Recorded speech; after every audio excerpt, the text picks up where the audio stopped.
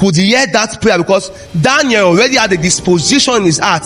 First of all, he proposed in his heart. If God can help a man to have strayed that far, that man must still have a virtue of sincerity. A virtue of sincerity. If you lose your virtue of sincerity, you are gone. If you are going to the place that you can no longer be naked and unashamed before God, and those that God has placed over you, the devil will play you like a chess for a long time, and Babylon will build the city. It will build his kingdom opposite God, and the two will be cohabiting in your hearts. They will be staying there together. Babylon city will be growing. Matthew chapter 13 began to show us that when the good master saw that the wheat were growing with ties, he said, leave them, let them grow together. They're not in that place. He said, until the end of days. There are some people that at the level that they are, when they compromise with Babylon, God can no longer save them. The only salvation that waits for them is at the end of days. Because if God wants to administer the kind of dealing he administers to us at this level, at that stage, it will be a reproach to Christianity. So God will leave it to the end of days. And the funny thing about these tales that were sold was that these tales, they look like the wheat.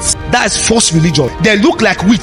They look exactly like it. So it was not easy for them to see it until when the seeds began to grow. You can come to a point where if you don't handle the issues that Babylon is bringing to you, if you don't handle compromise, if you don't handle loss, if you don't handle that sense of self and achievement, you will grow with it to an extent where if God wants to start working on you, it will be a reproach to Christianity. That God will have to wait until the end of days before he can be able to take away the ties and put them in fire. May we not get to the point where God can no longer scold us. Got in there, now is a good time to cry to God. The place where God can no longer come to you with commandments. Do you know the reason why God brings commandments to us? Because he knows that by our own self we will not put those restrictions on our life. God knows.